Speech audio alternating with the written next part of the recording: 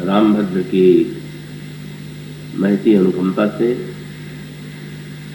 पुनः इस वर्ष यह सुखद संयोग मिला है जब संगीत कला मंदिर ट्रस्ट और संगीत कला मंदिर के तत्वावधान में भगवान श्री राम की मंगलमयी गाथा की कुछ चर्चा की जाती है। अभी मंत्री जी ने अपने भाषण में इस ओर ध्यान आकृष्ट किया कि कथा की यह परंपरा 29 वर्षों से चलती आ रही है और आज यह 30वें वर्ष में प्रवेश कर रही है। सचमुच अनवरत चलने वाली कथा की यह परंपरा बिना प्रभु की कृपा और बिना आप सबकी श्रद्धा भावना के संयोग के संभव नहीं थी। 25वें वर्ष की विस्मृति नहीं होती है। उस समय ब्रह्मलीन श्री घनश्याम दास जी बिरला यहाँ आए थे और उन्होंने बड़े ही भावपूर्ण उद्गार श्री राम कथा के संदर्भ में किए थे। और जब हम सब 30वें वर्ष में प्रवेश कर रहे हैं तो कथा के प्रति उनके उद्गारों की स्मृति आना स्वाभाविक है और इससे बढ़कर के कोई प्रसन्नता और संतोष की बात नहीं हो सकती है कि उनकी प्रारंभ की गई परंपरा को उनके सुपुत्र श्री बसंत कुमार जी बिरला और सौजन्यमयी सरला जी के द्वारा आगे बढ़ाया जा रहा है। तो प्रभु के प्रति नमन करते हुए आइए इस बार जो कथा प्रसंग चुना गया है उस पर एक दृष्टि डालने की चेष्टा करें।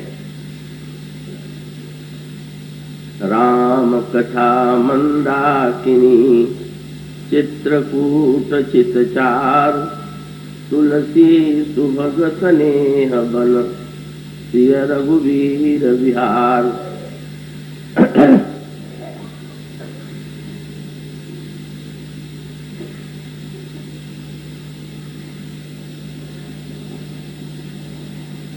इस बार जो प्रसंग चुना गया है और उसके संदर्भ में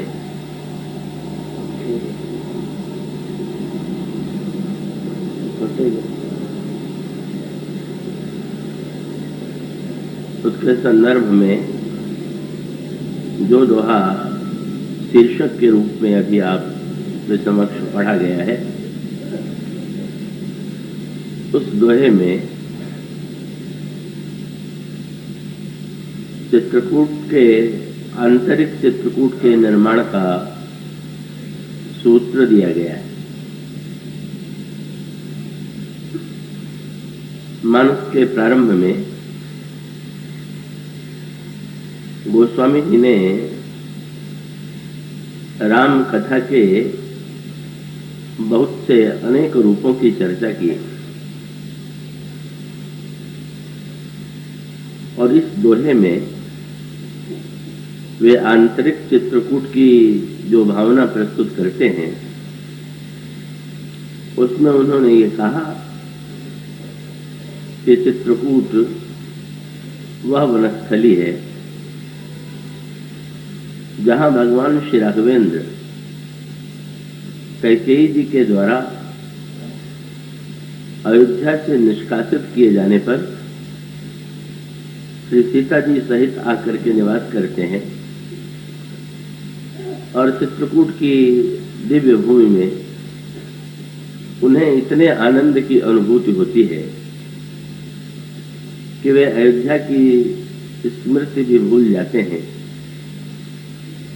गोस्वामी जी गीतावली रामायण में जब चित्रकूट की महिमा का वर्णन करते हैं तो उस संदर्भ में यही कहते हैं कि क्यों कहो चित्रकूट गिरि संपत, महिमा मोद मनोहर ताई, तुलसी जहाँ बसी लखन राम सिंह, आनंद अवध विसराई।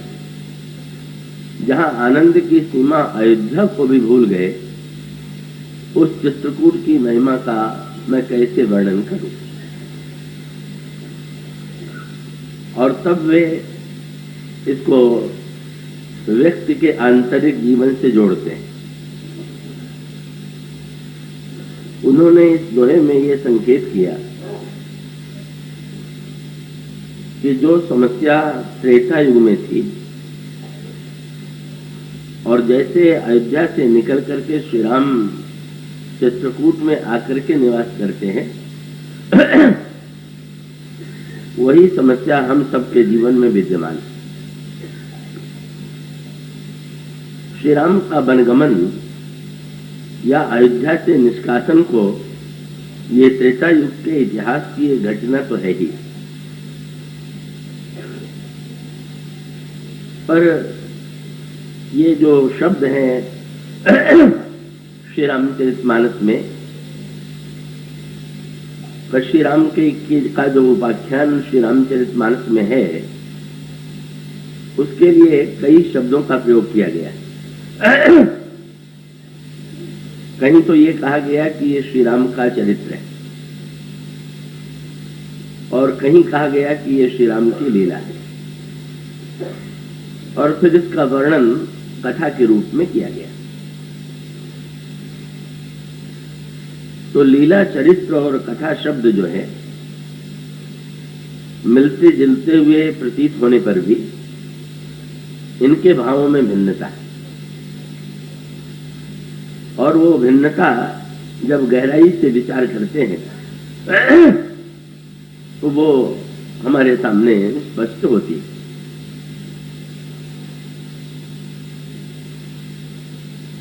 श्री रामचरितमानस भगवान श्री राम का पुनीत इतिहास है, ऐसा वाक्य रामचरितमानस में प्रस्तुत किया गया।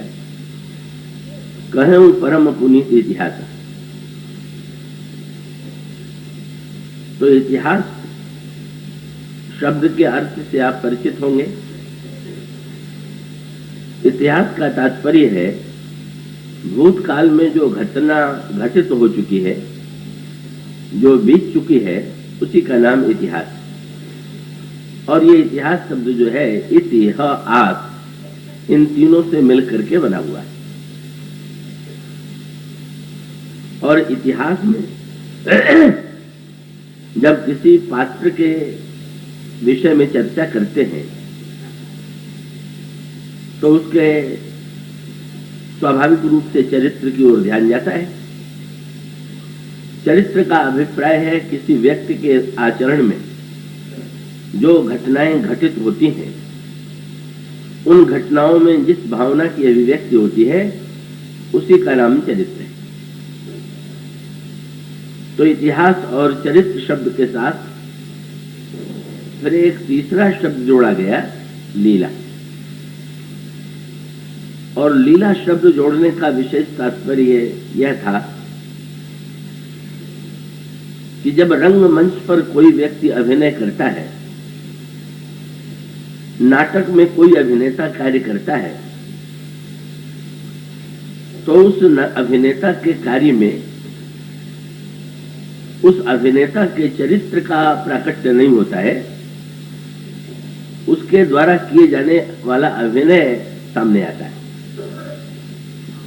इसको यूं कह लें कि जैसे कोई एक व्यक्ति बड़ा सत्यवादी हो और नाटक में उसे ऐसा पाठ दे दिया जाए कि जहां झूठ बोलना है, और नाट्य मंच पर वो झूठ बोलता हुआ दिखाई दे। अब ऐसी परिस्थिति में अगर नाटक देखने वाला दर्शक उस व्यक्ति से परिचित हो और नाटक में उसे असत्य बोलते देख करके और सिर पीटने लगे और अपने बगल वाले से कहे कि अरे ये तो कितना बदल गया है, मैं तो समझता था कि ये बड़ा सत्यवादी है, ये तो पक्का झूठा। तो असत्य बोलते हुए यदि हम उसके द्वारा रंगमंच पर किए गए अभिनय को दृष्टिगत रख करके और उसके माध्यम से उसके चरित्र को समझने की चेष्टा करेंगे तो कहीं न कहीं हम धोखा खाएंगे। तो ये जो रामायण में जो घटनाएं वर्णित हैं, ये क्या है? इतिहास है कि चरित्र है कि लीला है कि कथा? तो एक दृष्टि से विचार करके देखें तो यही लगता है कि त्रेता युग की घटनाओं का इसमें वर्णन किया गया, इसलिए ये इतिहास है। और इतिहास पर, इस इतिहास के नायक के चरित्र पर जब हमारी दृष्टि जाती है तो श्री राम का विलक्षण चरित्र, जन मानस को सम्मोहित करने वाला चरित्र हमारे समक्ष आता है। और तब हम ये कहते हैं, इसका ग्रंथ का नाम भी है रामचरित मानस, यही नाम है। तो इतिहास में श्री राम का चरित्र है, इससे यूं जोड़े। पर श्री राम कौन है? इतिहास के जो पात्र पहले कवि थे वे आज नहीं। तो यदि ये श्री राम का इतिहास है और त्रेता युग का इतिहास है तो इसका तात्पर्य तो यही हुआ कि त्रेता युग में ये घटनाएं घटित हो चुकी हैं, पर आज न तो राम है और न तो हम राम को प्रत्यक्ष देख सकते हैं। इस समस्या का निराकरण करने के लिए रामायण में तीसरा सूत्र ये दिया गया, ये जो भगवान श्री राम का चरित्र है वह व्यक्ति का चरित्र, यद्यपि उसमें आचरण तो मनुष्य के समान है, व्यक्ति के समान है, पर वस्तुतः इसके मूल में स्वयं ईश्वर ही व्यक्ति के रूप में अवतरित हुआ। और इसका अभिप्राय ये है कि अगर केवल ये इतिहास होता तो उसका नायक केवल भूतकाल का कोई व्यक्ति होता। पर जब ये कहते हैं कि भगवान ने मनुष्य के रूप में जन्म लेकर के अपने आचरण के द्वारा कार्य जो संपन्न किए, तो एक तीसरा शब्द जोड़ दिया गया, लीला। इसका अभिप्राय यह है कि मूलतः यह ईश्वर की लीला है जो चरित्र के रूप में हमें दिखाई देती है, और भौतिक भाषा में यदि कहें तो उसके लिए इतिहास शब्द का प्रयोग कर सकते हैं। अब इस सूत्र के संदर्भ में कथा शब्द का अभिप्राय क्या है, क्योंकि इस प्रसंग में उसी को लिया गया। इसका अभिप्राय ये है, इसका तात्पर्य ये है कि ये राम का इतिहास है, श्री राम का चरित्र है और श्री राम की लीला। अब इन तीनों में जो समन्वय की भूमिका है वो किसकी है? इन तीनों में समन्वय की भूमिका वस्तुतः कथा की। वैसे कथा शब्द का सरल सा अर्थ है जो कही जाए वो कथा, लेकिन कथा की जो विस्तृत व्याख्या रामचरितमानस में की गई है, अगर उस पर दृष्टि डालें तो स्पष्ट हो जाता है कि कथा का इतना असाधारण महत्व क्यों। सूत्रात्मक रूप से इसका अभिप्राय ये हुआ, यदि रामायण केवल इतिहास हो और किसी व्यक्ति का चरित्र हो तो फिर वो आज के हमारे जीवन से, हम वर्तमान में रह रहे हैं और इतिहास भूतकाल की चर्चा कर रहा है, तो भूतकाल की घटनाएं जो है का प्रत्यक्ष रूप से ऐसा लगता है कि जैसे हमारे जीवन से उसका संबंध नहीं है, ये घटनाएं दूसरे पात्रों के जीवन में घटित हुई। और इतिहास के संदर्भ में यदि हम प्रेरणा लेना चाहें तो हम इतिहास पुरुष के चरित्र की ओर दृष्टि डाल सकते हैं कि इतिहास में जो महापुरुष हुए हैं उनके चरित्र में जो विशेषताएं हैं, उन चरित्र की उन विशेषताओं से आज हम प्रेरणा लेने की चेष्टा करें। तो इतिहास के पश्चात चरित्र जो है का वो भी भूतकाल से जुड़ा हुआ है और व्यक्ति को प्रेरणा देने के लिए। किंतु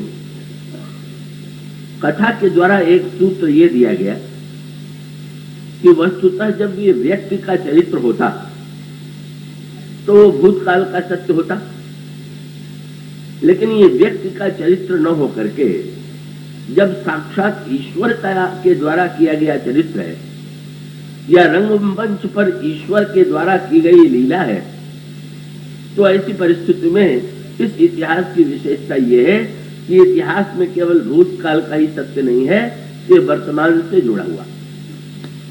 तो भूत को वर्तमान से जोड़ने वाला जो सेतु है, भूत को वर्तमान से जोड़ने वाली जो कड़ी है, उसी का नाम है कथा।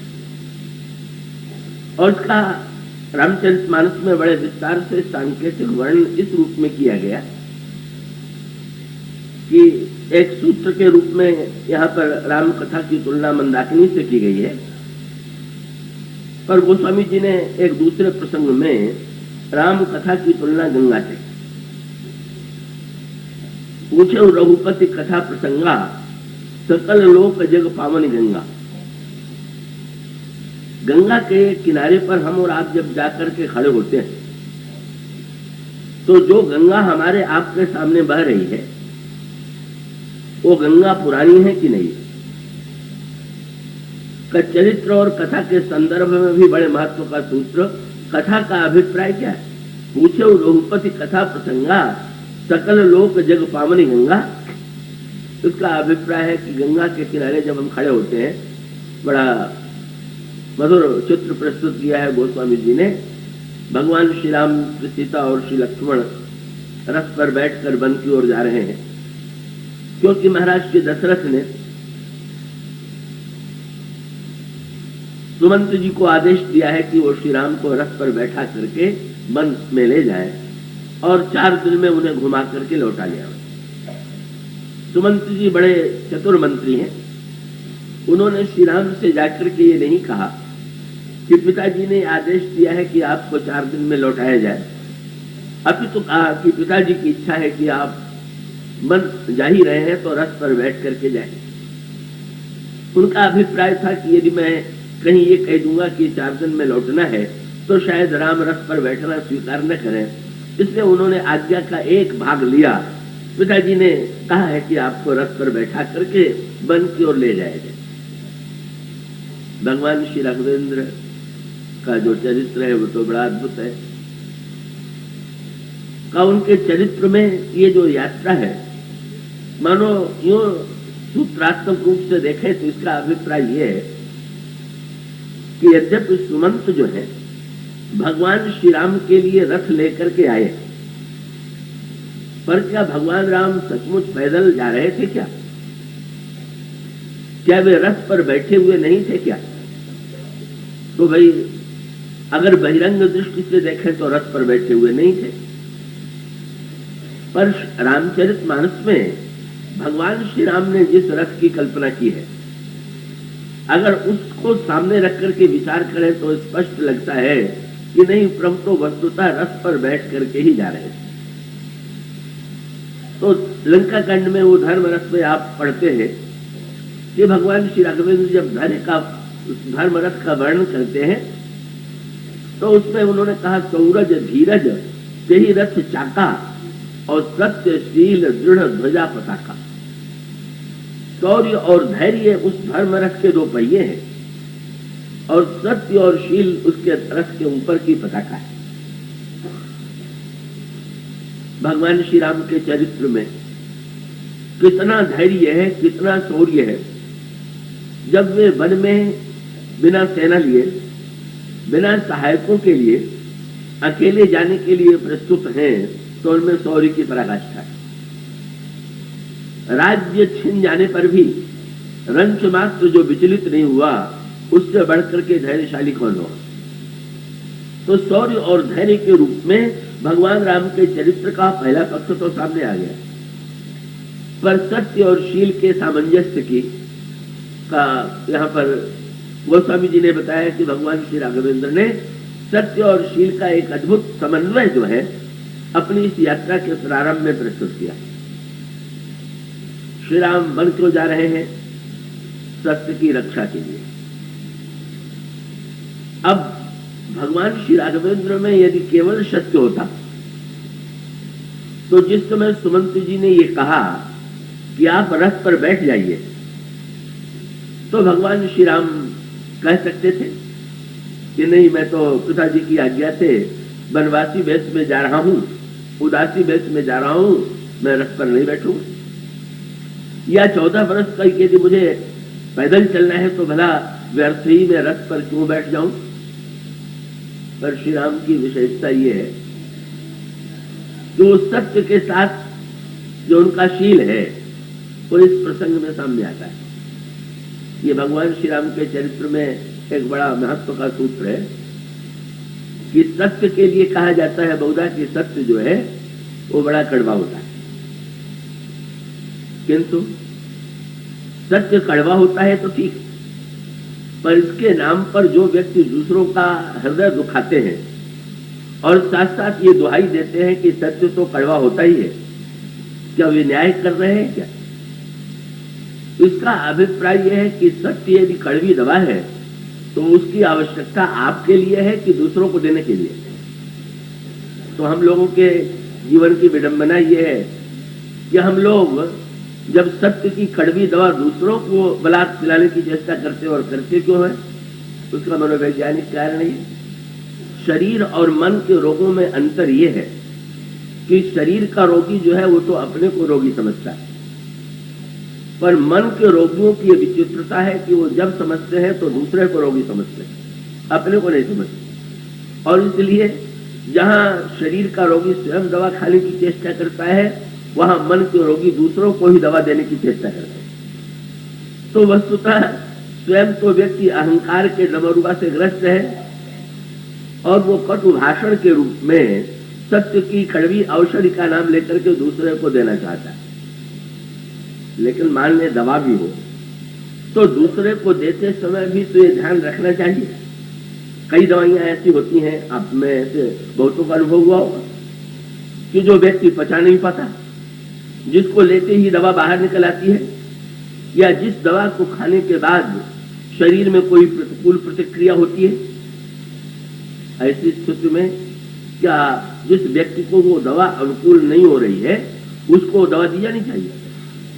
तो सत्य की कड़वी दवा जब दूसरों को हम पिलाने लगते हैं तो बहुधा लोगों को पचती नहीं और तब उनको उल्टी हो जाती है। और उल्टी माने आपने सत्य के नाम पर एक कठोर कहा तो सामने वाले ने 10 वाक्य उत्तर में कह दिए, जैसे लगा कि सत्य की कड़ी दवा बाहर निकल आई और वो स्वयं एक विभत्स दृश्य जो है, जैसे वमन का दृश्य विभत्स बन जाता है, इसी प्रकार से सत्य के नाम पर जब दोनों व्यक्ति एक दूसरे को कटुक्तियों के द्वारा संतुष्ट करते हैं तो वो दृश्य जो है देख करके बड़ा ही विभत्स सा प्रतीत होता है।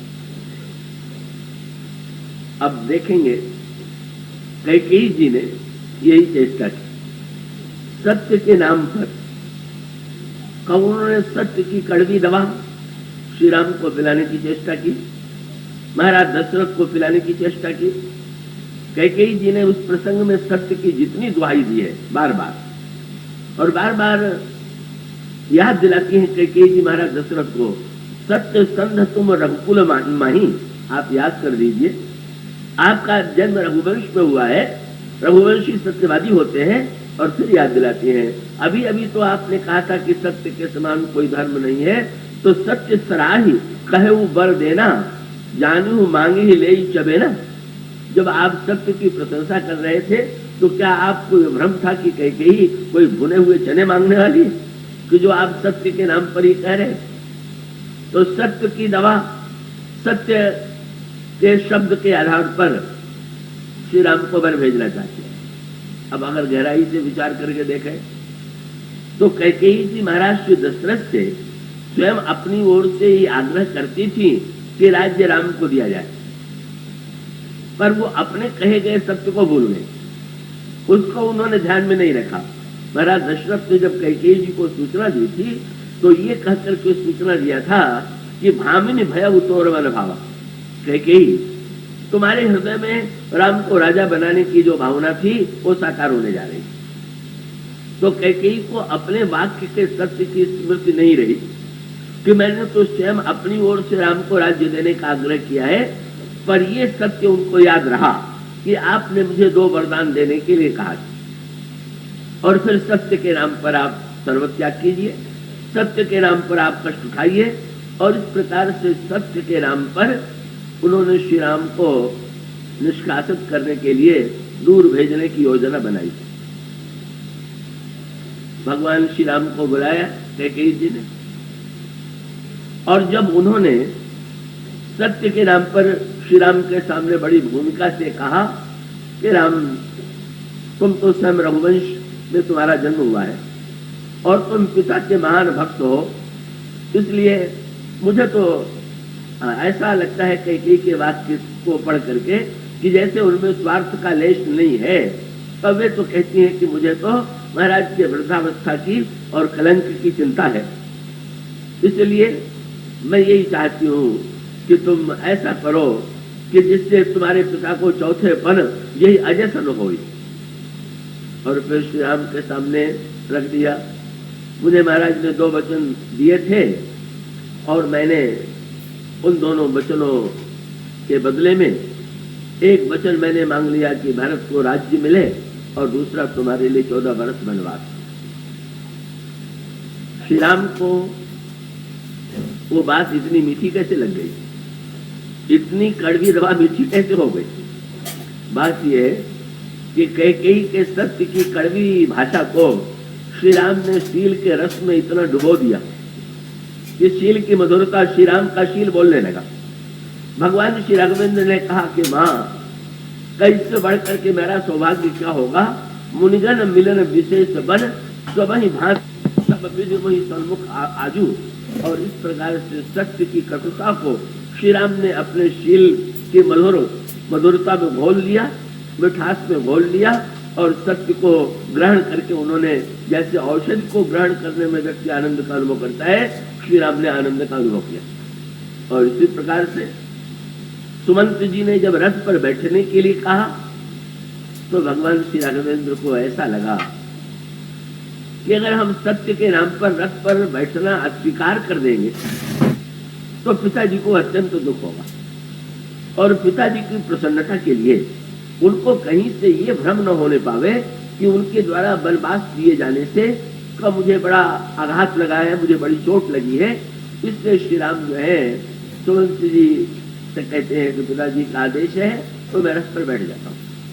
और मानो मैंने जैसा आपसे कहा कि एक और भौतिक रथ हुआ है जो हमारा दशरथ ने भेजा है, और दूसरी ओर भगवान श्री राम के चरित्र का सत्य और शील उसकी ध्वजा फहराने लगी। जब भगवान रथ पर बैठे तो सत्य के साथ साथ श्री राम का शील कितना महान है ये सामने आ गया। भगवान श्री राम चले और भगवान श्री राघवेंद्र गंगा के किनारे पहुंच गए, और गंगा के किनारे पहुंचते ही भगवान श्री राम को अवसर मिला। प्रभु ये सोच रहे थे कि ये जो पिताजी ने रथ भेजा है इसका परित्याग करने का उपयुक्त अवसर कौन सा होगा। तो सामने गंगा की धारा बह रही, और गंगा की धारा को बहते देख करके भगवान श्री राघवेंद्र तुरंत रथ छोड़ करके का देवताओं के समक्ष, गुरुजनों के समक्ष सवारी पर बैठना ये धृष्टता है, मर्यादा के विरुद्ध है। का भगवान श्री राघवेंद्र तुरंत जो है का बड़ी सरलता से रथ का परित्याग कर देते हैं और गंगा के किनारे आकर के खड़े हो जाते हैं। सामने गंगा की धारा बह रही और धारा में लहरें उठ रही। न जाने कितनी नदियों में धारा, सभी नदियों में जल की धारा बहती है और सभी में लहरें उठती। पर श्री राम ने जब गंगा को देखा तो उन्होंने गंगा को किस दृष्टि से देखा, किस रूप में देखा। और तब गोस्वामी जी ने कहा, उतरे राम देव सरी देखी, तीन दंडवत हर्ष विशेखी। और श्री राम को गंगा की लहरों में गंगा से जुड़ी हुई जो अनगिनत गाथाएं हैं, जो इतिहास की अनेक घटनाएं हैं, उन घटनाओं की याद भगवान राम को आने लगी। भगवान गंगा के जैसे गंगा की लहरों में गंगा का सारा इतिहास ही तरंगायित हो रहा है और यही तरंगों के रूप में वे घटनाएं उनके स्मृति पटल पर आती है। और तब श्री राम ने जो कार्य किया का वो कथा तत्व की सर्वश्रेष्ठ व्याख्या क्या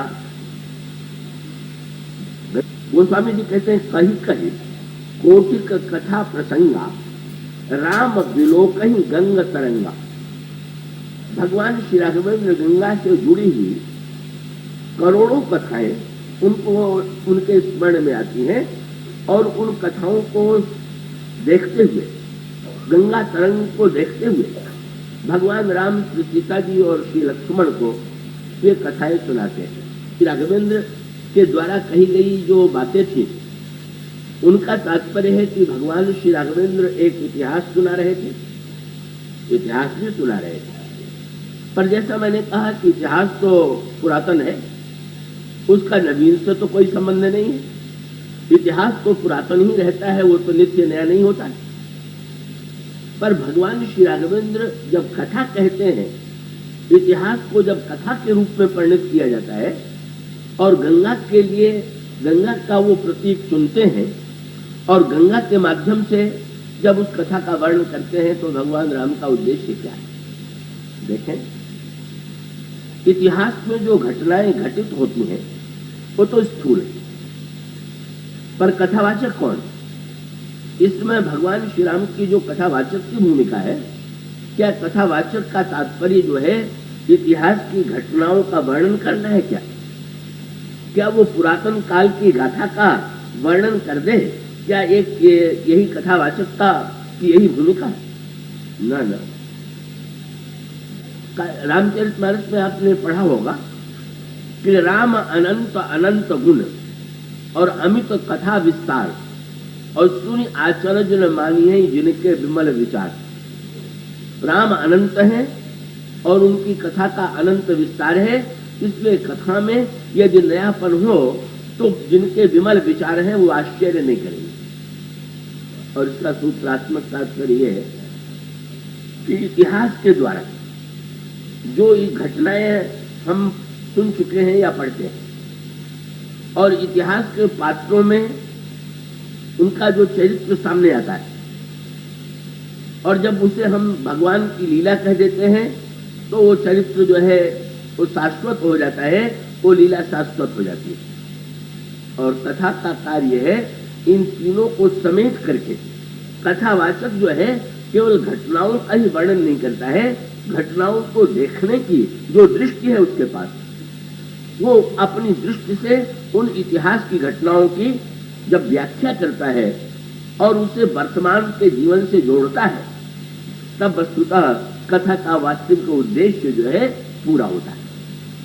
तब भूतकाल को हम वर्तमान से जुड़ा हुआ पावे और भूतकाल का सत्य हमें केवल दूर का सत्य न जान पड़े, अब तो हमें वर्तमान के जीवन में भी ऐसा लगे कि ये हमारे जीवन का भी सत्य है, कि ये विलक्षणता जो है वस्तुतः कथा के रूप में आती है। और इसीलिए जब ये कहा गया कि श्री राम ने स्नान करने से पहले गंगा का इतिहास नहीं गंगा की कथाएं सुनाई, तो उसका अभिप्राय ये है कि अगर केवल हम भौगोलिक दृष्टि से देखें तो भौगोलिक दृष्टि से देखने पर ऐसा लगेगा गंगा एक नदी है जिनका उद्भव हिमालय से हुआ और जिन्हें भगीरथ पृथ्वी पर लाए, गंगा इसी रूप में इतिहास के रूप में सामने आ गई। पर जब गोस्वामी जी कहते हैं भगवान श्री राम ने करोड़ों कथाएं गंगा से जुड़ी हुई कही, तो इसका अभिप्राय यह है कि भगवान राम ने गंगा के जुड़े हुए इतिहास को व्यक्ति के वर्तमान जीवन से जोड़ा और वर्तमान से जोड़ करके उन्होंने ये बताने की चेष्टा की कि इसको केवल भूतकाल के इतिहास के रूप में नहीं सुना जाना चाहिए, नहीं पढ़ा जाना चाहिए, ये तो हमारे और आपके जीवन का जो वर्तमान सत्य है वही सत्य जो है वस्तुतः उसकी अभिव्यक्ति जो है कथा के माध्यम से होती है। और इसीलिए एक विचित्र सूत्र आप पाएंगे, पूछा गया राम कथा का उद्भव कैसे हुआ, तो गोस्वामी जी एक परंपरा का वर्णन करते हैं। शंकर जी ने पार्वती को सुनाया काकभुचुंड जी ने शंकर जी से पाया, उन्होंने गरुड़ को सुनाया।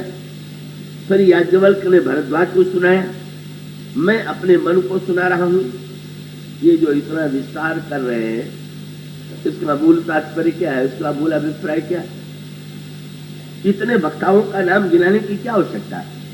मानो इसका अभिप्राय ये है कि ये जो घटनाएं हैं, जो राम के चरित्र में या राम के इतिहास में जो घटनाएं घटित हुई, वो घटनाएं तो यही थी, पर उन घटनाओं को देखने की जो वक्ताओं की दृष्टि थी वो भिन्न भिन्न दृष्टि थी, और अपनी अपनी भिन्न दृष्टियों से उन्होंने इतिहास के सत्य को जाना और देखा। तो बड़ी मीठी बात आती है।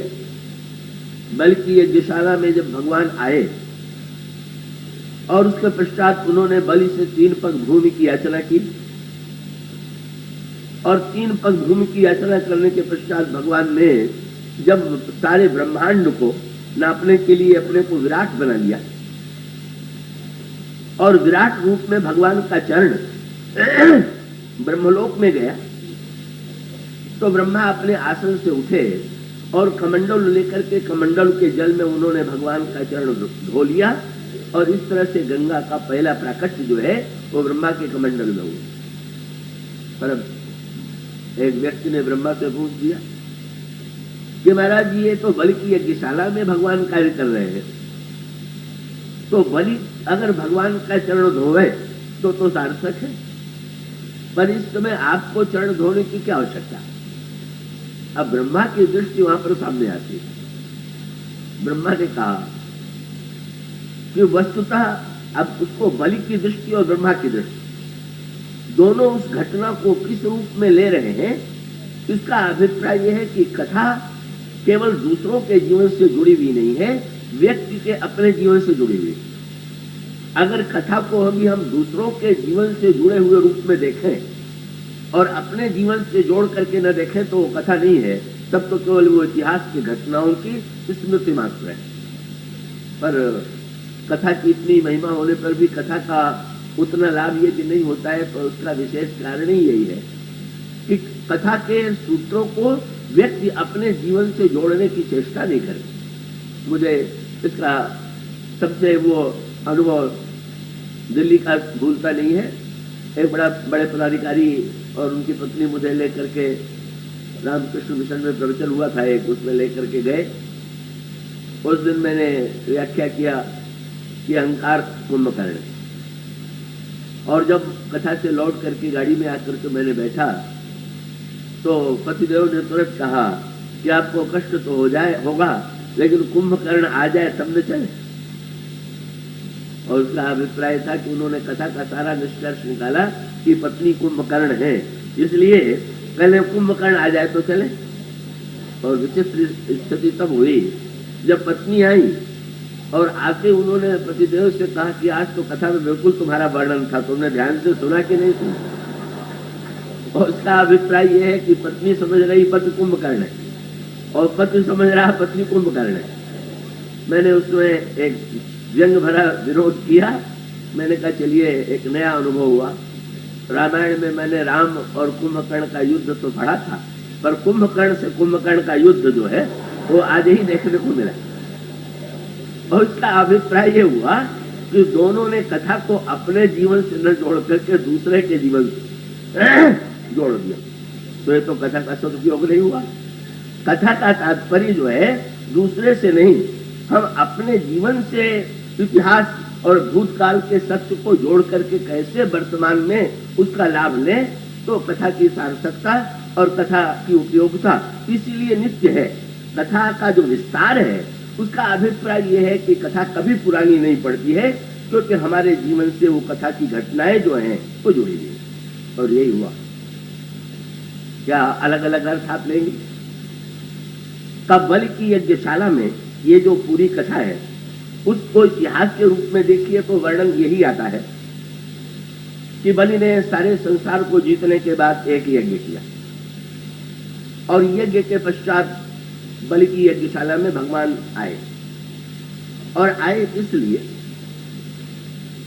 कि इंद्र के स्वर्ग पर बलि का अधिकार हो गया था, और इंद्र ने व्याकुल होकर के भगवान से प्रार्थना की और भगवान इंद्र के छोटे भाई बनकर के वामन के रूप में उन्होंने जन्म लिया और वामन के रूप में वे बलि की यज्ञशाला में आए और बलि की यज्ञशाला में बलि से उन्होंने 3 पग भूमि की याचना की और जब 3 पग भूमि की याचना बलि की यज्ञशाला में उन्होंने की तो बलि ने देना स्वीकार कर लिया और उसके पश्चात भगवान ने अपना पग बढ़ाया, सारे ब्रह्मांड को उन्होंने 2 पग में नाप लिया और इसके पश्चात बलि से कहा कि तुम तीसरा पग दो। अब अगर इसको केवल घटनाओं की दृष्टि से देखें और जिस रूप में इसे असुरों ने देखा, जब भगवान बलि की यज्ञशाला में विराट बनकर के नापने लगे तो जितने बलि के सैनिक थे, सेनापति थे, वो अस्त्र शस्त्र लेकर के भगवान की ओर आक्रमण करने के लिए बढ़े और उन्होंने कहा कि ये कितना बड़ा छली है, कितना ठग है कि जब इसने 3 पग भूमि मांगी थी तो उसकी आकृति क्या इतनी बड़ी थी और जब इन्होंने देने का वचन दिया था तो उस समय वचन तो दिया था इनको उसी रूप में देख करके, तो नापना भी तो चाहिए केवल उसी पग के आधार पर जिसके रूप में सामने आए थे और नहीं तो ये छली। और प्रसिद्ध असाधारण दृष्टि से देखने वाले व्यक्ति को जब वो कथा पढ़ता है तो कुछ बड़ा विचित्र सा प्रतीत होता है। क्या यही तो लगता है कि भगवान भी क्या इतने पक्षपाती हैं देवताओं के कि बेचारा बलि जो है वो तो उन्हें दान दे रहा है, बलि तो उदारता पूर्वक उनके वचन की रक्षा के लिए प्रस्तुत है और वो इतने बड़े छली हैं कि वो छल करके उसकी संपत्ति को छीन लेते हैं और इंद्र को दे देते हैं। अगर घटनाओं की दृष्टि से देखें तो इसमें तो भगवान का चरित्र जो प्रतीत होता है वो बड़ा उज्जवल प्रतीत नहीं होता है। ऐसा लगता है कि बलि बेचारे की सदाशयता का जो उत्तर उन्होंने दिया वो तो बड़ा अन्याय है, उसमें तो उनका छल है। किंतु कथा का तत्व क्या है?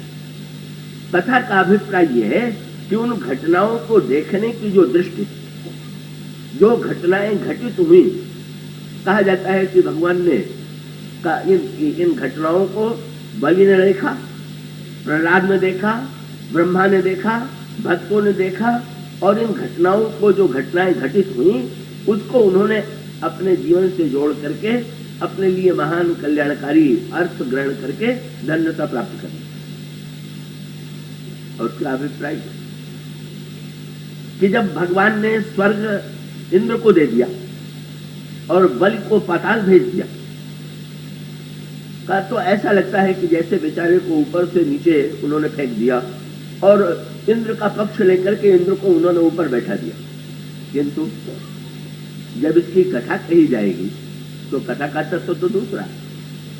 जब भगवान वामन से विराट बने तो इसका अभिप्राय यह है कि ईश्वर की का अनुकंपा जितनी इंद्र पर है उससे भी अधिक भगवान बलि के ऊपर कृपा करने के लिए यज्ञशाला में आए हुए हैं और उन घटनाओं को देखने की अगर सही दृष्टि हो तो ऐसा लगने लगेगा कि वो तो एक एक घटनाएं बड़ी मूल्यवान भगवान लेने के लिए आए।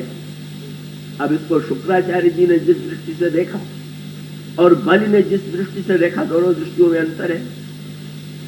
कि जब बलि की यज्ञशाला में भगवान आए तो बलि ने तो उन्हें केवल ब्रह्मचारी समझा, पर शुक्राचार्य जी की आंखें बड़ी पहनी थी और ये पहचान गए कि भगवान विष्णु ही वामन के रूप में आए हुए।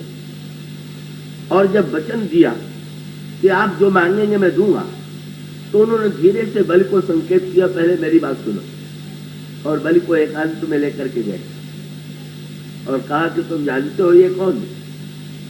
बोले महाराज ये तो कोई तेजस्वी ब्रह्मचारी है। बोले तेजस्वी ब्रह्मचारी नहीं, साक्षात विष्णु भगवान और तेरी संपत्ति छीनने के लिए आए हुए हैं, मांग करके लेंगे और इंद्र को दे देंगे, तू लौट करके कह दे कि मैं आपको नहीं दूंगा।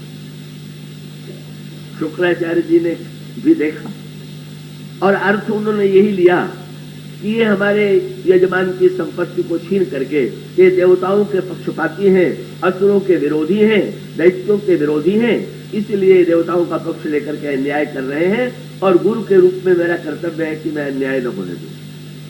एक दृष्टि वो भी थी, पर यह दृष्टि तो बड़ी दुखदायी उनके लिए सिद्ध हुई। वो भी एक दृष्टि थी लेकिन अब बलि की दृष्टि देखिए, बलि तो भक्त शिरोमणि प्रहलाद का पौत्र है, और उसमें तो दैत्य जाति में जन्म लेने के बाद भी भक्ति का ऐसा दिव्य रस है कि उसने बहुत बढ़िया बात की।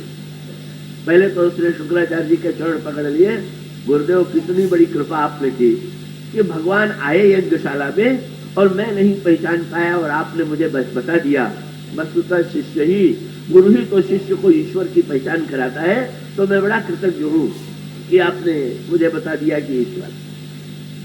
पर उसके आगे व्याख्या बदली हुई है। घटना की एक व्याख्या शुक्राचार्य जी की है और दूसरी व्याख्या बलि की। बलि ने शुक्राचार्य जी से पूछा कि महाराज, आप जब कहते हैं कि भगवान विष्णु है तो भगवान तो सर्वशक्तिमान है।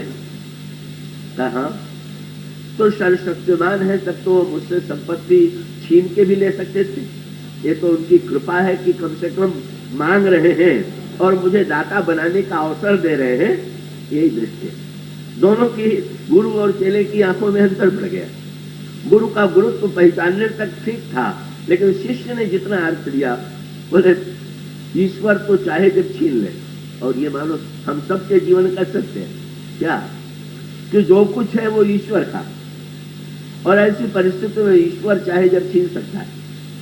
पर अगर ईश्वर ने आपको दानी बनने का अवसर दिया है तो आप उसका सदुपयोग करें। इससे बढ़कर के सार्थकता क्या होगी? नहीं तो सारी वस्तुएं एक दिन तो ईश्वर की ही है। बलि ने वही अर्थ लिया जो एक भक्त को अर्थ लेना चाहिए, एक साधक को अर्थ लेना चाहिए। शुक्राचार्य जी जो अर्थ ले रहे थे वो अर्थ न होकर के अनर्थ। और इसका अर्थ है, अगर आप ऐसा कोई अर्थ लीजिए कि जो अर्थ जैसा तो लगे पर जिसकी हमारे जीवन में विपरीत प्रतिक्रिया हो, तो हमने वस्तुतः कथा के तत्व को नहीं जाना। शुक्राचार्य जी की आसक्ति केवल अपने स्वार्थ से जुड़ी हुई थी। तो बलि उनकी निरंतर संपत्ति से सेवा करता था। उनको ये चिंता हो गई कि अगर बलि की संपत्ति ही चली जाएगी तो मेरा यजमान नहीं रहेगा, तो मेरी सेवा कौन करेगा। अपने सुख की आसक्ति के कारण ही वो शिष्य को रोक रहे हैं दान और समर्पण की दिशा में, और इसीलिए व्यंग आया है। शुक्राचार्य की दृष्टि एक ही है। इसको आध्यात्मिक अर्थों में कहें तो ये अधूरी दृष्टि। अगर बलि की दृष्टि पूरी है और शुक्राचार्य की दृष्टि अधूरी, क्योंकि जब बलि ने कहा कि नहीं महाराज, मैंने तो जब कहा है तो दूंगा, तो शुक्राचार्य जी ने क्रोध में आए और क्रोध में आकर के कहा, जा तेरी सारी संपत्ति नष्ट हो जाए। अब बलि की आंखें कितनी बढ़िया, बलि ने तुरंत चरण पकड़ लिए, बोले गुरुदेव देख लीजिए, ईश्वर की इच्छा की विजय यही है कि आपने भी साफ संपत्ति नष्ट होने का ही तो दिया। तो ऐसी स्थिति में देख लीजिए, आपकी वाणी से भी ईश्वर जो चाहता है वो करा रहा है। उसके पश्चात बलि यज्ञशाला में आता है और भगवान से कहता है कि आप संकल्प बोल करके ले लें। और जब संकल्प बोलने के लिए कमंडलू लेकर के भगवान वामन जल गिराने लगे तो शुक्राचार्य जी से वो देखा नहीं गया। भाई वो तो शाप तो उन्होंने क्रोध में आके दे दिया था। ऐसे शाप तो माँ बाप गुरुजन जो है बहुधा दे दिया करते हैं रोष में, पर उनका लक्ष्य तो नहीं होता है। उनको चिंता हो गई कि नहीं इसे तो बचाना, और जब बचाना है तो तुरंत उन्होंने सोचा कि संकल्प जब तक जल नहीं गिरेगा तब तक संकल्प नहीं बोला जाएगा, और अगर मैं जल को ही रोक दूं तो परिणाम होगा कि न संकल्प बोला जाएगा न संपत्ति जाएगी। कैसी हास्यास्पद। मनुष्य में जब आसक्ति प्रबल हो जाती है, जानते हुए पहचानते हुए भी वे समझ रहे हैं कि इस कमंडल के जल की धारा को मैं रोक सकता हूँ, और तब वो छोटे बन करके ये संकेत करें। उसका अभिप्राय कि जब तक वो भगवान को पहचान रहे थे तब तक बड़े थे, लेकिन जब भगवान के संकल्प को उन्होंने रोकने की चेष्टा की तो छोटे हो गए, लघुता उनमें आ गई, और उस कमंडल के छिद्र में बैठे। और उसके पश्चात जब कमंडल का जल डाला जाने लगा तो जल गिर नहीं रहा। भगवान वामन को हंसी आई और तुरंत उन्होंने एक कुश लिया, और ये कुश भी जो था ये शुक्राचार्य जी का लाया हुआ था, और उस कुश को लेकर के उन्होंने जो प्रहार किया तो सीधे का वो शुक्राचार्य जी की एक आंख में कुश का नुकीला भाग लगा और बेचारे एकाक्ष हो गए और तुरंत कमंडल से निकल करके बाहर आ गए। जल की धारा गिरी और भगवान ने संकल्प बोल दिया, पर शुक्राचार्य जी ने कभी भगवान को बुला ना दिया। महाराज आपने मेरी एक आंख क्यों फोड़ दी? उन्होंने कहा ये आपकी अधूरी दृष्टि, आपके पास 2 आंखें थी तो आपको दोनों आंखों का उपयोग करना चाहिए था, पर आप एक आंख का उपयोग कर रहे थे और एक का नहीं। और 2 आंखें मैंने रामायण में कहा गया, जैसे बाहर 2 आंखें हैं इसी तरह से भीतर आंतरिक जीवन में भी 2 आंखों की आवश्यकता है। और 2 आंखें कौन? क्या ज्ञान विराग नयन उर्गारी, ज्ञान और वैराग्य ये 2 आंखें हैं। तो भगवान ने कहा आपकी ज्ञान वाली आंख तो इतनी बढ़िया थी कि आपने मुझे पहचान लिया, पर वैराग्य वाली आंख मैंने थोड़ी फोड़ दिया, वो तो पहले फूटी हुई थी। अगर वैराग्य आप में होता तो आप अपने शिष्य से ये कहते कि इससे बढ़ के अवसर नहीं मिलेगा, भगवान को सब कुछ अर्पित कर दो भगवान के चरणों में। पर आप में वैराग्य का इतना भाव था तो सच्चे अर्थों में मैंने नहीं फोड़ दिया और व्यंग किया, मैंने थोड़ी फोड़ा। वो आपके कुछ नहीं तो आपकी आंख फोड़ी, मैं तो निमित्त ही बना। व्यंग क्या? ये संस्कृत में जब किसी को बहुत पैनी बुद्धि वाला कहे तो आपने देखा होगा उसका जो अगला भाग होता है बड़ा नुकीला होता है, उसको कहते हैं इनकी बुद्धि बड़ी कुशाग्र है। तो भगवान ने कहा कि आपकी कुशाग्रता ही आपके लिए महंगी पड़ी। आप न पहचानते न शिष्य को रोकने की चेष्टा करते हैं तो कष्ट होता कि जब व्यक्ति अपने ज्ञान का दुरुपयोग करता है, अपने बुद्धिमत्ता का दुरुपयोग करता है, तो वो बुद्धिमत्ता का दुरुपयोग उस व्यक्ति के लिए ही घातक हो जाता है। भगवान ने ये सत्य शुक्राचार्य जी को बताया। तो शुक्राचार्य और बलि में अंतर क्या है? घटनाएं तो एक जैसी थी। भगवान आए हैं नकली ब्रह्मचारी के रूप में और संपत्ति मांग रहे हैं, पर अर्थ लेने में अंतर। और उसके पश्चात का भगवान जिस समय बलि की यज्ञशाला में बढ़ने लगे, अब बलि की आंखों में वही दृष्टि है, बलि गदगद हो गया। बोले प्रभु की कितनी कृपा है कि मैं ये समझने की भूल कर बैठा था। बामन बन करके भगवान इसलिए नहीं आए कि वो बामन, वो तो विराट और बामन दोनों वही, रणो रणियान महतो महियान दोनों के दोनों वही। लेकिन इतना होते हुए भी प्रभु ने आज दोनों रूपों का दर्शन करा दिया। पहले मेरी दृष्टि ये थी, मैं ये समझ बैठा था, इसलिए शायद भगवान बामन के रूप में आए थे कि दाता के मन में अभिमान होता है कि दाता बड़ा है और लेने वाला छोटा है। तो भगवान मानो उसी व्यक्ति की दृष्टि को सामने साकार करने के लिए, अच्छा तुम दाता होकर के अपने को बड़ा समझते हो तो लो मैं छोटा बन करके आ गया। पर भगवान बताना चाहते हैं कि ना ना, अगर एक दृष्टि से देखें तो ऐसा लगता है कि दाता बड़ा है और लेने वाला छोटा। गांव में अपना अर्थ लिया जाता है, गांव में तो एक कहावत मैंने सुनी है, बोले भगवान छोटे को हो गए, बोले मांगन के बराबर और काम नहीं खोटा, मांगन गए बलि के द्वार राम भाई छोटा। ये एक अर्थ है। कब मांगना इतना बुरा काम है कि बलि के द्वार पर भगवान गए तो भगवान छोटे हो गए। पर ये तो बड़ी सीमित दृष्टि हुई। भगवान जब लेने लगे तब तो छोटे बन करके नहीं, तब से उन्होंने बड़े बन करके। ये कितनी बड़ी भगवान की कृपा थी। और जब भगवान का चरण ब्रह्मलोक में पहुंचा तो ब्रह्मा ने क्यों धो लिया? का देवताओं ने अर्थ निकाला कि लगता है कि भगवान ने दैत्य के गर्भ को चूर्ण कर दिया। पर आंखों में आंसू आ गया ब्रह्मा का, और ब्रह्मा ने कहा कि भगवान ने बलि के लिए थोड़ी, ये तो मेरे ऊपर कृपा की। क्यों? मेरे ऊपर कृपा न होती तो ये चरण ब्रह्मलोक में क्यों आता? चरण ब्रह्मलोक में इसलिए आया है कि भगवान बलि के यज्ञशाला में नहीं नाप रहे, अब तो मेरे मन में ये भ्रम था कि मैंने जो सृष्टि बनाई है वो इतनी बड़ी है, भगवान उस भ्रम को तोड़ रहे हैं। बोले देख लो यही सृष्टि तुमने बनाई है। कब भगवान मेरे अहंकार को नाप रहे, बस इसका अर्थ ये। उन्होंने उस घटना को स्वयं अपने आप से जोड़ा। गंगा के उद्भव का अभिप्राय ये है, गंगा हमारे जीवन में प्रकट है, ये मूल सूत्र है। अगर केवल गंगा को हम नदी मान करके स्नान करेंगे तो तत्काल शीतलता मिलेगी, स्वच्छता मिलेगी, लेकिन गंगा हमारे जीवन में कैसे प्रादुर्भूत हो, गंगा सर्वत्र हमारे लिए सुलभ कैसे हो।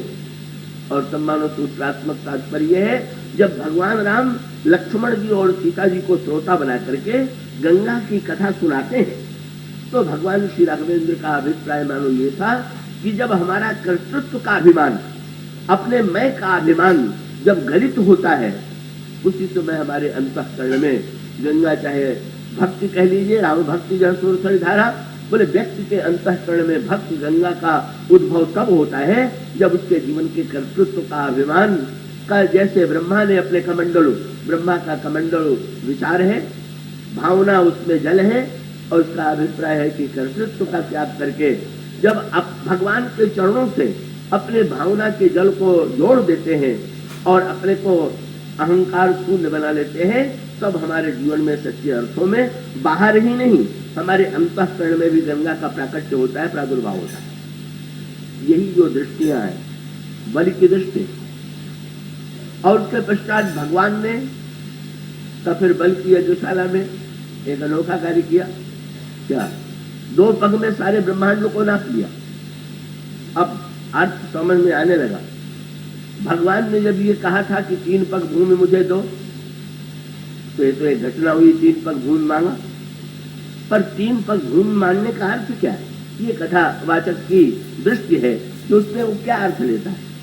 और उसका सांकेतिक अभिप्राय ये है कि प्रत्येक व्यक्ति के 2 पग होते हैं, और जब वो गर्व करता है कि मैं सब कुछ दे सकता हूँ, तो भगवान का व्यंग है कि तुम्हारे पास जितना है वही दोगे, कि जो तुम्हारे पास नहीं है वो कहाँ से दोगे।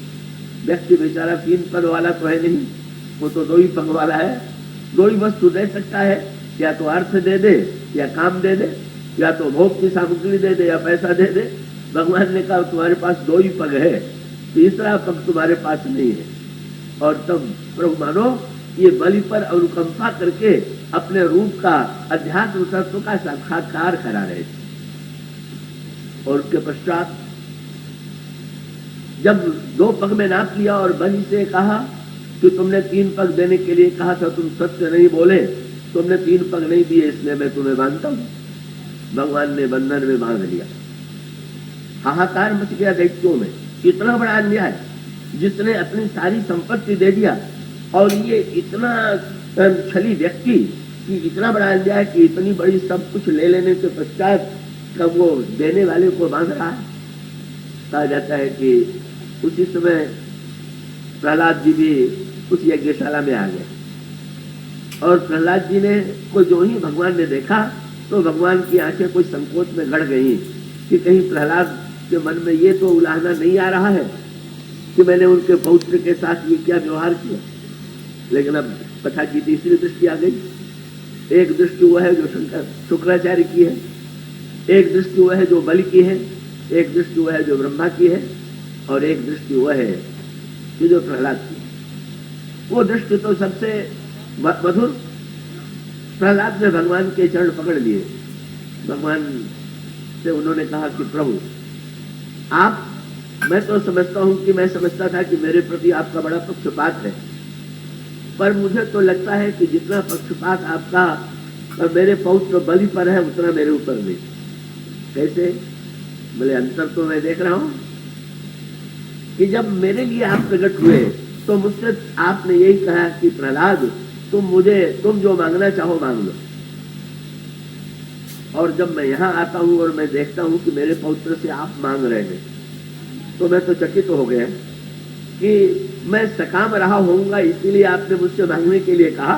मेरे शिष्य को कितना, मेरे पौत्र को कितना बड़ा सौभाग्य आपने दिया कि आपने इसको इतना सौभाग्य दिया कि यहाँ आप याचक बन गए।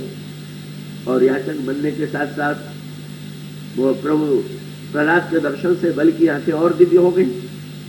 जब भगवान ने कहा तीसरा पग पूरा करो, तो उसने तुरंत जो है उसके मुंह से प्रहलाद का दर्शन होते ही दृष्टि मिली और वाक्य मिला कि प्रभु अब तो कुछ नहीं बचा हुआ है, अब तो मैं ही बचा हूं, मुझे नाप लीजिए। भगवान ने तुरंत बलि के मस्तक पर चरण रखा, और दूसरा चरण जब रखा तो ठीक 3 पग जो है पूरे हो गए। प्रहलाद ने गदगद कंठ से कहा कि प्रभु मैंने आपको मुक्ति देते देखा था पर बांधते नहीं देखा, पर आज मैंने देखा कि आप बांध रहे हैं। और प्रभु, संसार के गुणों के बंधन में तो व्यक्ति बंधता ही है, पर आपके गुणों के बंधन में बंध जाने में जितना सुख है उतना मुक्ति में भी सुख नहीं। गुण संस्कृत में रस्सी को कहते हैं। बोले प्रभु, क्या आपने प्रहलाद के प्रति आपने बलि को साधारण बंधन में बांधा होगा? आपके हाथ का बंधन, और कितना बड़ा ये सौभाग्यशाली है कि जिन चरण के से गंगा का प्रादुर्भाव हुआ, बिना मांगे आपने बलि के मस्तक पर रख दिया। इससे बढ़कर के मैं तो समझता हूं कि मेरे पौत्र का सौभाग्य कुछ नहीं होता। ये क्या, इस प्रतिकूल घटना में जो सुख लेने की वृत्ति है, ये सुख लेने की वृत्ति बिना कथावाचक हुए, कथावाचक का अर्थ केवल मंच पर कथा कहना नहीं, जो इतिहास है, जो घटनाएं हैं, उनको भी देखने की दृष्टि, और जीवन में घटित होने वाली जो घटनाएं हैं उन घटनाओं को देखने की दृष्टि हमारे पास क्या है। और परिणाम क्या हुआ? जब भगवान ने बलि को पाताल जाने की आज्ञा दे दिया तो कैसी अद्भुत बात थी। किसके प्रति पक्षपात किया? इंद्र के प्रति कि बलि के प्रति? अब अगर कोई व्यक्ति भगवान के विराट रूप का परिचय पावेगा, रामायण में आता है ना, चरण क्या है भगवान का और भगवान का सिर क्या है। तो रामायण में लिखा हो कि सिर जो है भगवान का ब्रह्मलोक, और चरण क्या है? बोले पद पाताल शीश अज धामा का भगवान ने, ये जो भगवान का पद है का वो पद पाताल माने भगवान का पद, भगवान ने पाताल भेज दिया। एक अर्थ ये हुआ कि वो बेचारे को ऊपर से नीचे भेज दिया, और दूसरी दृष्टि से मानो भगवान ने बड़ा विलक्षण बंटवारा किया। उन्होंने मानो बलि से कहा कि इंद्र को स्वर्ग पद जो चाहिए वो उनको दे दो, लेकिन तुम्हें तो मैं अपने पद दिए दे रहा हूं, तो मेरे पद में निवास करो। कितनी बड़ी अनुकंपा। और उसके पश्चात कौन घाटे में रहा, कौन ठगा गया, किसको मिला का उसको देखने की दृष्टि यही थी कि भगवान अब कहने लगे बलि से कि तुम बताओ, तुमने इतना बड़ा दान दिया है, अपने को भी दे दिया, मैं दे देना ही सबसे बड़ा दान है, अब मैं तुम्हें क्या दूं? और बलि ने यही कहा कि मैं चाहता हूं कि पाताल लोक में भी निरंतर आपका दर्शन मुझे होता है। और ये बहुत बड़ा आध्यात्मिक सत्य है। भक्त याचना करता है कि किसी भी स्थान पर मैं क्यों न हूं, पर ईश्वर का साक्षात्कार होता रहे, आपका दर्शन होना बंद हो। ऊंचे जाने पर लगे कि ये ईश्वर की कृपा है, और अगर भौतिक दृष्टि से लगे कि नीचे जा रहे हैं और ये लगने लगे कि नहीं ईश्वर का कोप है, नहीं, आपका दर्शन जो है, जब बलि ये याचना करता है कि आपका दर्शन होता रहे, तो ये हम सबके जीवन का सत्य है कि हम कहीं को न रहे। लेकिन जब हमें ये ज्ञात हो जाएगा स्वर्ग नरक अपवर्ग समाना जहां तहां दीख धरे धनुबाना, और उसका अर्थ है कि जब ये अनुभूति होने लगे, जैसे पिता बालक को कंधे पर बैठा ले, गोद में ले ले, अपने चरण के पास बैठा ले, वो तो पिता का प्यार ही प्यार है। इसी प्रकार से ईश्वर विविध रूपों में हमारे ऊपर अनुकंपा कर रहा है। उस ईश्वर के दर्शन का वरदान बलि ने मांगा, और भगवान ने दर्शन देने का वचन भी जो दिया, वो वचन किस रूप में दिया? भगवान ने कहा अच्छा तो इसका उपाय यही है कि मैं तुम्हारे यहाँ पाताल में तुम्हारे द्वार पर द्वारपाल बन के खड़ा रहूंगा, तो मुझे देखते रहो। विचित्र दर्शन। द्वारपाल माने, द्वारपाल अगर शक्तिशाली हो तो बुरे व्यक्तियों को भीतर बैठने न दे। भगवान का अभिप्राय था कि जब तुमने मुझे सारा भार सौंप दिया तो तुम्हारे जीवन का द्वारपाल मैं हूं, और तुम निश्चिंत हो जाओ। जब ये अनुभव होने लगे कि अब तो ईश्वर ही निरंतर मेरी रक्षा के लिए सन्नद्ध है, तब काम क्रोध लोभ अहंकार की वृत्तियों से भय नहीं सुनाते।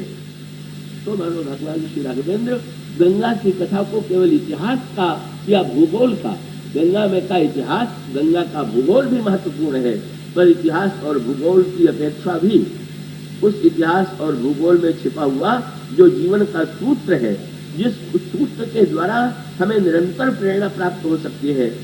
जब हम गंगा में नहाएं तो नित्य नए जल में स्नान करें, पुरातन गंगा में नवीन जल का। और उसका अभिप्राय यह है, जब भी हम कथा को देखेंगे हमको उसमें नए अर्थ की अनुभूति होगी, नए भाव की अनुभूति होगी। क्यों? बोले हमारे जीवन की परिस्थितियां, मनस्थितियां, समस्याएं परिवर्तित होती रहेंगी, और अगर केवल इतिहास होगा तो वो इतिहास आज हमारे लिए उपयोगी नहीं है। पर कथा का सूत्रात्मक तात्पर्य है कि जितनी प्रकार की परिस्थितियां आती हैं जीवन में, उन सब परिस्थितियों को देखने की एक नई दृष्टि कथावाचक के पास है। और कथा का अभिप्राय यह है कि जिसके द्वारा हम इतिहास और चरित्र के सत्य को, लीला के सत्य को, लीला कहने का अभिप्राय यह है कि नाटक में अभिनेता जो करता है वो सत्य नहीं होता, पर करने का जो उद्देश्य होता है वो सच्चा होता है। कोई मंच पर झूठ बोले और पकड़ा जाए तो वो सत्य नहीं, पर झूठ बोलना बुरा है और झूठ का परित्याग करने से हमें बंदी बनना पड़ेगा, ये सत्य है। इस तरह से गोस्वामी जी का मूल सूत्रात्मक तात्पर्य है। और इसी रूप में उन्होंने कथा के अमित रूपों की चर्चा की। उन्होंने ये कहा कि जैसे कैकेयी ने वन में श्री राम को भेज दिया था, इसी प्रकार से हम लोगों के जीवन में भी ईश्वर दूर चला गया। ईश्वर दूर क्यों चला जाता है? कि जब काम, क्रोध, लोभ आदि की वृत्तियां आती हैं, जब मंथरा के द्वारा कैकेयी जी की बुद्धि आक्रांत हुई, जब महाराज श्री दशरथ की के अंतःकरण की काम की दुर्बलता का कैकेयी के सामने प्राकट्य हुआ, जब इस प्रकार अयोध्या में, इस अयोध्या को, एक अयोध्या का वो रूप है जो जहाँ पर हम जा करके हम लोग स्नान करते हैं, दर्शन करते हैं, धन्य होते हैं, और दूसरी अयोध्या हमारे आपके अंतःकरण में भी। और वो दूसरी अयोध्या कौन है?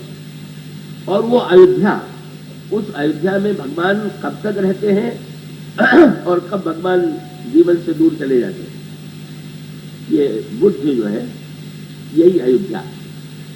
और बुद्ध की अयोध्या में ईश्वर तभी तक निवास करेगा, बुद्ध में ईश्वर तभी तक वास करेगा जब तक हमारी बुद्धि दोषों से आक्रांत नहीं होगी, दोषों से ग्रस्त नहीं होगी। और जो ही मंथरा मंदमति नाम मंथरा मंदमति चेर कैकेयी केर, मंथरा के द्वारा, मंदमतित्व के द्वारा का उस भावना से हम आक्रांत होंगे, ईश्वर दूर चला जाएगा। और तब जो जीवन में ईश्वर दूर चला गया है बुद्धि से, जीवन से, उसके निवास स्थान के लिए कौन सा स्थान चाहिए जो अयोध्या से भी अच्छा हो, जो अयोध्या से भी अधिक आनंददायी हो? गोस्वामी जी इस दोहे में यही सूत्र देते हैं। उन्होंने कहा अगर आज हमें और आपको भी लगे कि हमारे जीवन की मंथरा और हमारे अंतःकरण की कैकेयी ने श्री राम को देश निकाला दे दिया है, तो आइए हम अपने अंतःकरण में ही एक चित्रकूट का निर्माण करें और उसी चित्रकूट के, बुद्ध के अयोध्या से निकले हुए ईश्वर को चित्त के चित्रकूट में बसावें। उन्होंने सूत्र दिया, चित्रकूट में 3 वस्तुएं हैं, नदी है, पर्वत है और वन है। वो स्वामी जी ने कहा आइए नदी भी लावें, पर्वत भी लावें और वन भी लावें। कैसे? उन्होंने कहा राम कथा मंदाकिनी। अब आप लोग यूँ समझ लीजिए कि चित्रकूट बनाने की प्रक्रिया में आप बैठ गए। राम कथा मंदाकिनी, श्री राम की कथा जो है वही मंदाकिनी है। और चित्रकूट चित्त चाल, और जो अचल चित्त है, चंचल चित्त नहीं, कथा में बैठे हुए हैं और चित्त चंचल है तो नदी भले ही बह रही है, पर जिस चित्रकूट में भगवान निवास करेंगे वो चित्त चंचल होने से भगवान का निवास वहां पर नहीं होगा। राम कथा की मंदाकिनी, अचल चित्त का चित्रकूट। और गोस्वामी जी कहते हैं कि जब प्रेम का बंध हृदय में आ जाए तो सिय रघुवीर विहार। मानो सूत्रात्मक तात्पर्य है कि जब हमारे अंतःकरण में कथा, कथा के साथ कथा के प्रेम और चित्त की अचंचलता का उदय होता है, तो जीवन में जो ईश्वर निकला हुआ है, जो दूर चला गया ईश्वर है, तो हमारे हृदय के अंतःकरण के चित्रकूट में आकर के निवास करता है। कथा मंदाकिनी कहते हैं, कथा गंगा कहते हैं। और कैसे ये जो कथा की गंगा, मंदाकिनी आदि नदियां हैं, उनके द्वारा हमें अपने अंतःकरण का निर्माण करने की प्रेरणा प्राप्त होती है। इसकी चर्चा हम कल से प्रारंभ करेंगे। आगे बोलिए क्या